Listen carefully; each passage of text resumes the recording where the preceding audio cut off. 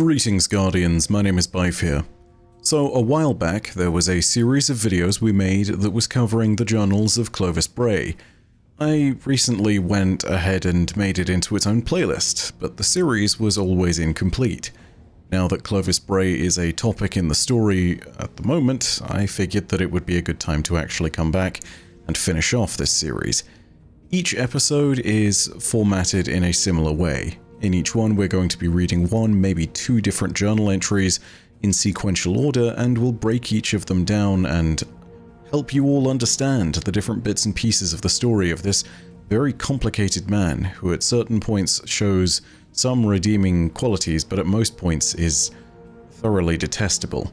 Now, it's been a while since this series, so to cover the broadest brushstrokes of the entire thing, I'll go ahead and do a few things. First of all, I'm going to link the playlist in the description for you all so that you can rewatch and catch up on it, and I'd recommend that you do that because it adds a lot of necessary context and a lot of it is immediately relevant. However, for those of you who just want the quick summary, it's this. Clovis Bray went to Europa after receiving a message from the K1 artifact on the moon. That's the thing at the center of the Anomaly Crucible map. The message promised him secrets on how to attain digital immortality through the creation of stable exos. In time, the team on Europa unearthed several things, including Clarity Control, or at least that was the name of the facility that would house what Clovis found, a veiled darkness statue similar to those found on the pyramids. Eventually, Clovis Bray and his team would also build the Vex portal known as the Glassway, and it would lead through to a Vex Forge Star, an installation known as Volantis 2082.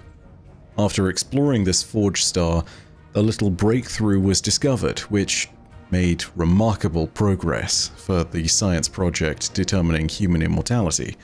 It was this. Vex Mind Fluid, when exposed to the ancient pyramid statue, would create a new substance. The pyramid statue had a reductive effect, and it would allow things to change their state. The reductive effect changed Mind Fluid into what is termed by Clovis to be the Alkahest, a substance that allows exominds to become stable, and then allowed them to effectively obtain immortality and prevented the problems that had previously arisen in other attempts. It's just after this moment that our story picks up again. Recently, Clovis Bray has created the first group of exos with this new mind fluid. In the process of setting up on Europa, he also invited his granddaughter, aka Elsie Bray, aka the Exo Stranger, to Europa. I spoke previously about the nature of what happened to Clovis Bray's son, who was Elsie's father. This is worth expanding on. Essentially, Clovis manipulated his son's DNA so that he would only have his father's genetic code. The mitochondrial DNA in his cells came from his father and not his mother. This caused a rare genetic prion disorder, which meant that eventually his son would be unable to sleep, causing a wide range of horrifying psychological issues that would become fatal. Clovis would then try to save his son by turning him into an exo, but this was, at the time, well before the technology was ready, and his son died. Early exos had a problem with brain death due to a lack of proper stimulation, and eventually this led to the mind darkening and petering out into nothing. The method of his death, a rare genetic disease, is something that Elsie knew well, because she had inherited it. She came to Europa to curb Clovis Bray's worst impulses, and because an exo body that he would potentially develop might grant her a new lease on life. In the latest entry, we get to see the new problems that confronted this first generation of exos. We also get to see more information on the necessity of the Vex in the process of creating the exos, information regarding a certain Maya Sundaresh within the operational procedures of the facility, and also more information on how Elsie Bray's condition was progressing. The entry reads as follows. Entry 9. The infrastructure is in place. We are now in limited exo body production. I have allowed small VEX platforms to pass through the gate from 2082 Volantis, apparently intent on constructing infrastructure on this site. They are captured, drained, and discarded. Their mind fluid goes to Clarity Control. The Alcahest flows back. The machine of immortality has begun its slow turn. In ancient days, they believed that the source of the Alcahest was the Philosopher's Stone. I have named my own source after the deepest, oldest stone, a place where the dead go to rise again. A deep stone crypt. Bray Station guarantees our security from above. The Europa Life Project provides deniability and cover. The infrastructure around Clarity Control will expose the Vex Radiolarian fluid to Clarity and deliver it to the exobody manufacturing site. Elizabeth keeps trying to penetrate the networks around Clarity Control, but I have air-gapped everything, and the physical coffers are secure. Once the exobodies are prepared, I will upload the minds from my research library. A century of volunteers waiting for reincarnation. The first generation is already coming online, but I will not be one of them. Not yet. And neither will Elizabeth. A true upload requires a maximum resolution subneural scan, and such a scan is invariably fatal. That means I will get only one shot. I will not take it until the exos are stable. I refuse to be an alpha tester of my own immortality. I'm opening 2 new off-the-books labs to study the Vex and the effects of Clarity. If humanity is going to fully transmigrate to these immortal bodies, then the eternal welfare of all future generations depends on spotting and avoiding any dangers now. I can justify taking the extreme measures. One of the most tantalizing projects involves A. Miller, a young man who suffers from a nanoparticle-induced degenerative immune disorder. I have been testing radical new imaging techniques on Mr. Miller, hoping to secure a non-destructive scan that still meets the requirements for a full-faith upload. Unfortunately, Mr. Miller's dosage of various fixing compounds and imaging radiation is approaching the limits of clinical toxicity. Despite blood and CSF washes, I fear his tumors will escape our control. I am curious about the therapeutic potential of the Vex fluid. I plan to abstain his informed consent for a human trial. Maya Sundaresh comes and goes at odd hours. Her behavior is erratic. Yesterday she discussed the possibility that we would be eternal collaborators in exobodies, and I believe she even flirted with me. An hour later, she was as cold as the ice outside, and put up her hand to silence me whenever I spoke. An hour after that, she glowed with joy as she went on about her dear wife. Then, she wept. I'm not sure whether to blame my confusion on my own conception of women, or on Maya Sundaresh's racing mind. I cannot tolerate such volatility. I would dismiss her instantly, except that her supervision seems key to the successful entrapment of the Vex we need. She has a knack. I should give a name to the figurehead Clarity Control presents to the word. I have ordered a new herd of organ-growing pigs. I plan to be here for a while. Elizabeth still will not commit to a scan. I fear she will die in some accident, and I will lose her forever. Warning. The following organs require urgent replacement: liver, gallbladder, duodenum, mesentery, thymus, spleen, cornea. The following systems require replenishment: lymph, blood plasma, skin basal layer, basal laminar layers, Alport syndrome risk, intercellular cytosol. Note: DER. Infuriating. With 12 Alcahest-seeded exos now online, I find myself beached on the shoals of another serious problem. Not a transitional trauma after all, not a temporary ailment, quite fatal. Mr. Zook was the first to succumb. He continued to insist that he was living in a nightmare. He complained of hunger, of thirst, of breathlessness, of a rot in his bowels. I became concerned that he was billboarding, but his exoneuron activity remained healthy. Shortly after, Mr. Zook developed a full-blown Cotard delusion. I found him trying to chisel his face off with a table shim. He insisted that his true face was covered by a thick layer of keratin. Toenail was his exact word. And that the rest of his body was already dead and rotting. He became violent. I had to paralyze his motor functions for diagnosis. This only made things worse. Without the satisfaction of motor feedback, he disassociated entirely. He stopped forming new memories, which trapped him in an 8-second loop of panic. After I resumed his motor functions, I watched him fill every page of a notebook with the words, "I have just died. I am trapped in the corpse. Now I am certain I am dead. Death has taken me completely. I have just finished dying."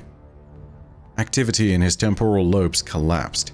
He lost his ego barrier and achieved metaphysical oneness with the universe.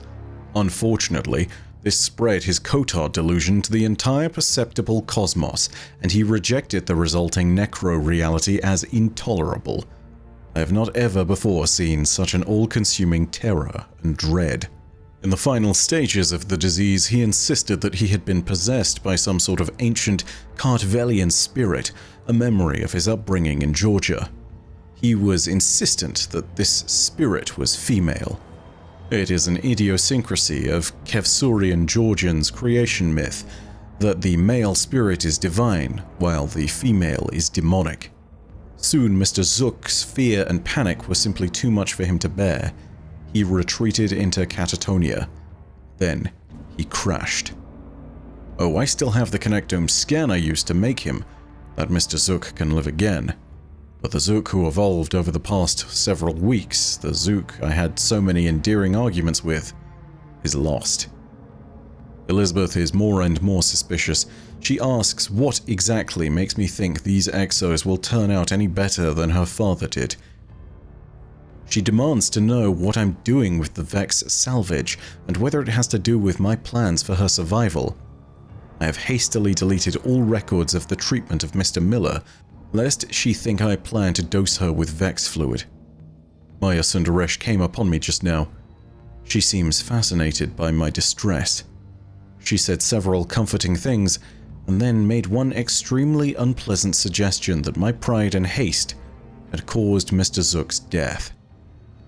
I have decided to hate her. Warning: novel prion detected in body collagen.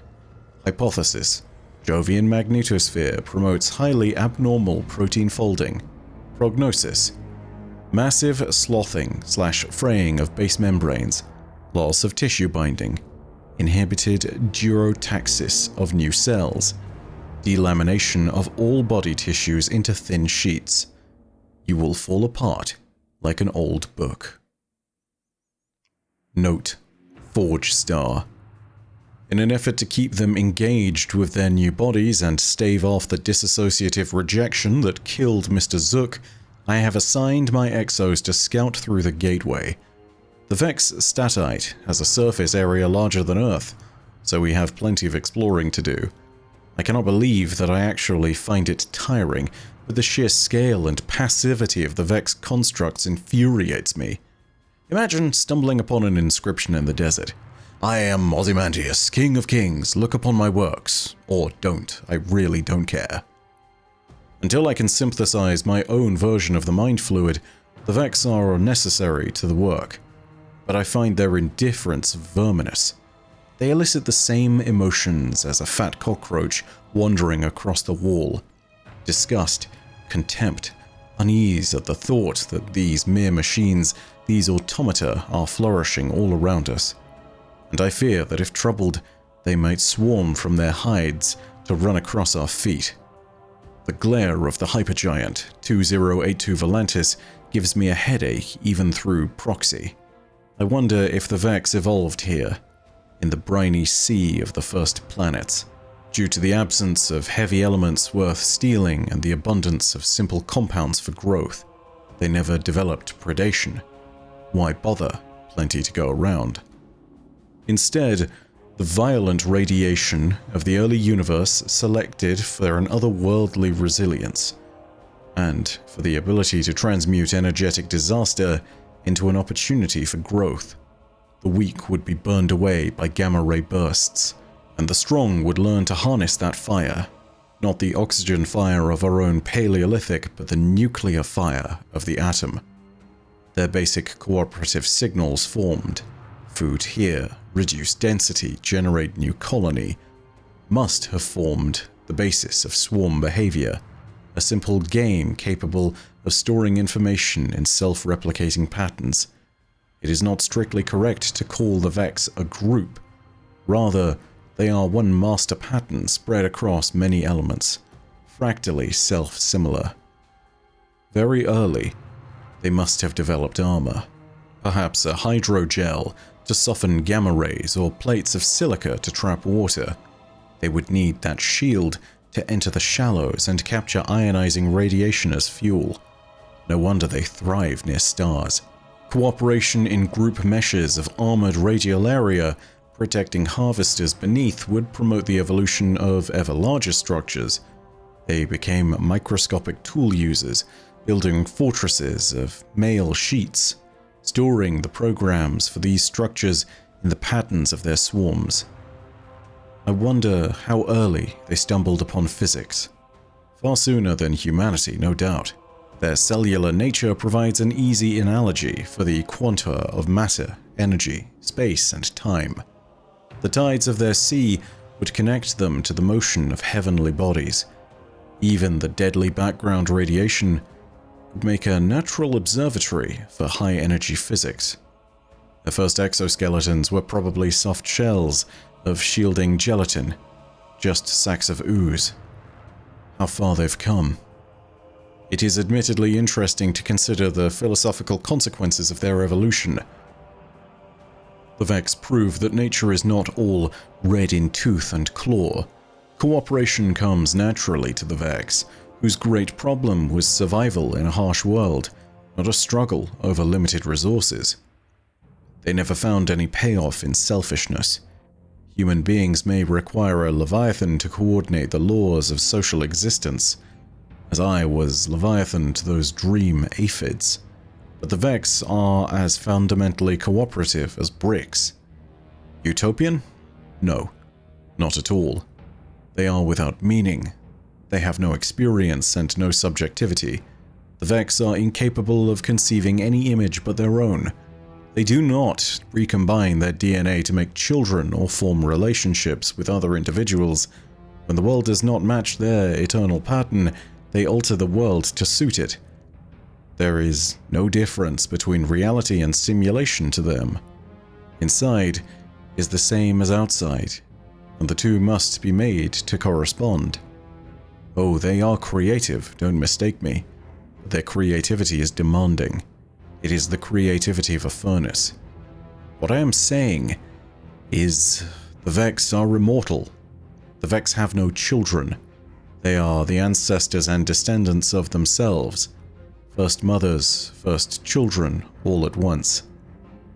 This is why I do not hesitate to pillage their home for resources. This is why I must guarantee that it is life in my image which inherits the cosmos. Had I the means, I would wipe them all from existence. So that's journal entry 9, and boy is there a lot going on there. To start off with, we can see that Clovis Bray and his team were forced to gather the Vex mind fluid as a means of creating stable exominds. The process was unquestionably dangerous, given that even though not all Vex frames are designed for combat, they all inevitably are capable of it, and will defend themselves with remarkable vigor.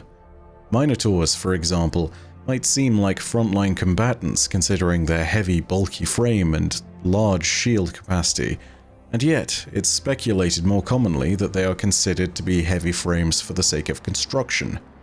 It's also in this passage that Clovis Bray describes the exact manner of the operations on Europa. Vex mind fluid would flow from the Glassway gate site to the restricted section of Europa that contained clarity. At this site, the Vex mind fluid would be exposed to clarity control, and the reductive effects of clarity on the mind fluid would take place. This would turn the Vex mind fluid into what Clovis called the Alcahest, which again is ancient terminology for an alchemical substance capable of inducing immortality when ingested by the user. This fluid would be the critical ingredient to the creation of the stable exos at Europa's creation facility. Clovis would then oversee all of this. He would give the facility containing Clarity a new name. He would dub it the Deepstone Crypt. And needless to say, this is the same crypt facility that we venture into when we take part in the Deepstone Crypt raid, and it's supposed to be the same as the one that most exos dream of in their sleep. For those of you that have played Marathon Infinity, the whole idea of dreams, in particular the dreams of cyborgs or synthetic life, is a deeply relevant note made within the lore that perhaps relates to the entire premise of that game. If anyone is a particular Marathon lore junkie, you may have an idea of what I'm talking about. I state that also partly because the mind of exos is based on a human mind, even if it is digital, so the comparisons to a cyborg are fairly relevant. I should really get onto Marathon lore as well at some point, this makes me realize. Anyway, it's at this point that we would also see the creation of several off-the-books labs, as Clovis would call them. These labs are almost inevitably where Clovis Bray conducted a bunch of his experiments with volunteers that met incredibly grisly fates. I'll actually see about linking this somewhere in the description, because if these are the same experiments as what we've covered before, then oh god, it's real bad.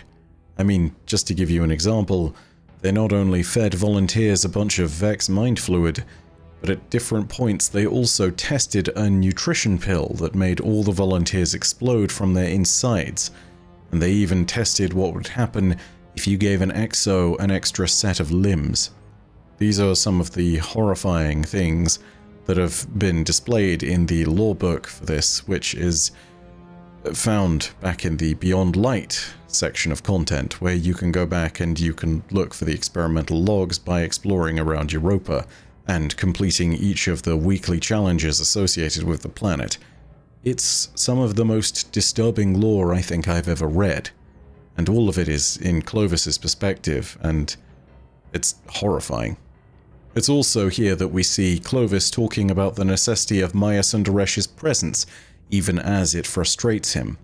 Keep an eye on Maya Sundaresh, and keep an eye on the notes that the computer is giving us about Clovis's body and his health. Both of these things are relevant, and I will not say why for the sake of spoilers, but you will want to keep an eye on them for now. It is very important. Whilst immortality was the end goal of Clovis's venture on Europa, he didn't jump at the prospect of becoming an exo.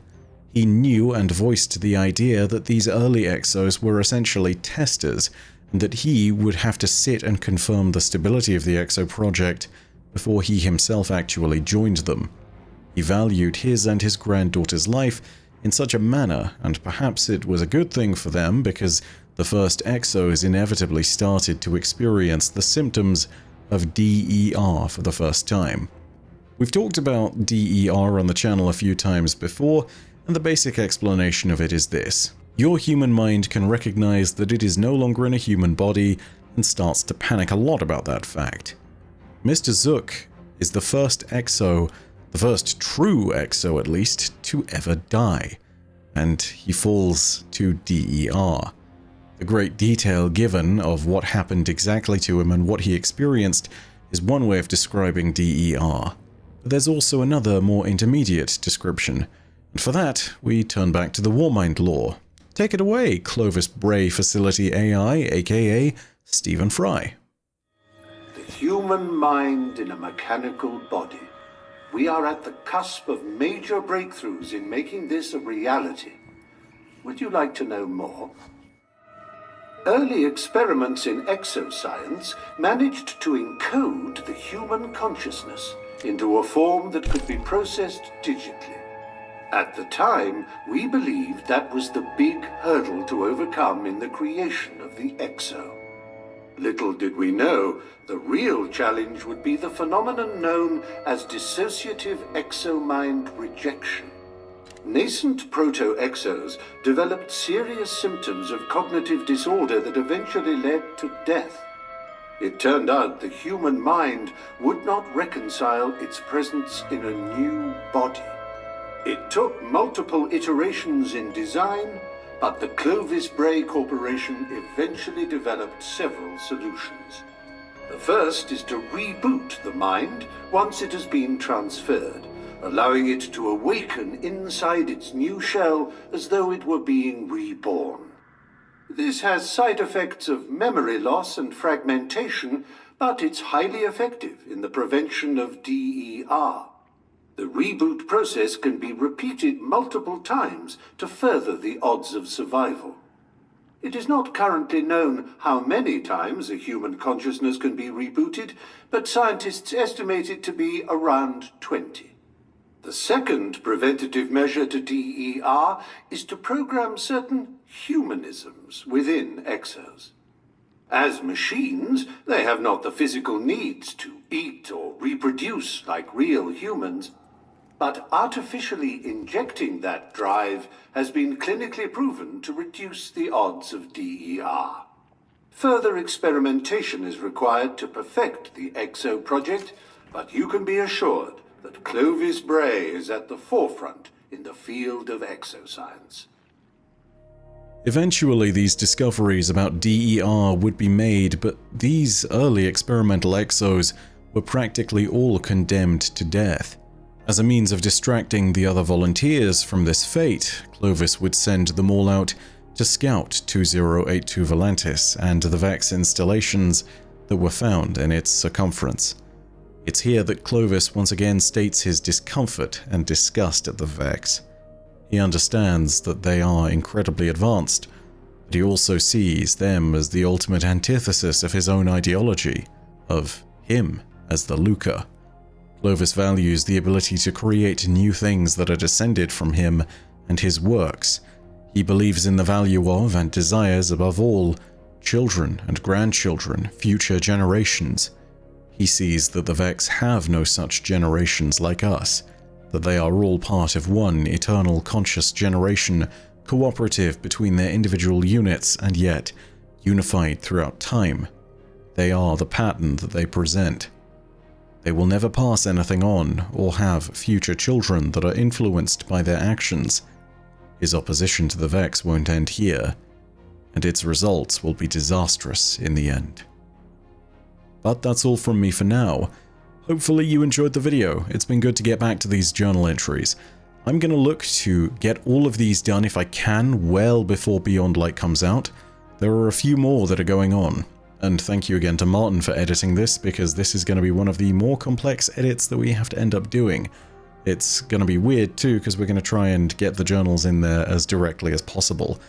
And thank you to the larger Destiny community, because without the actions of individuals on Destiny's Reddit and r/raid secrets and the various secret hunters of Destiny, we would not have originally solved the ARG that locked the second half of Clovis's journal behind various different walls of content.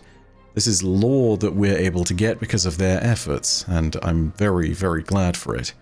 So, thank you to them, and thank you to you for watching. If you did enjoy, please go ahead and leave a like, and also remember to hit subscribe and the bell next to subscribe to turn on those email notifications. Remember that in the description you can find the extra videos that I've referred to throughout this one, and also if you have your own thoughts, leave them down below in the comments section. But as per usual, know that your viewership as always is quite enough for me, and that in the meantime, my name is Byf. Rhodacia ad Astra. I'll see you, Starside.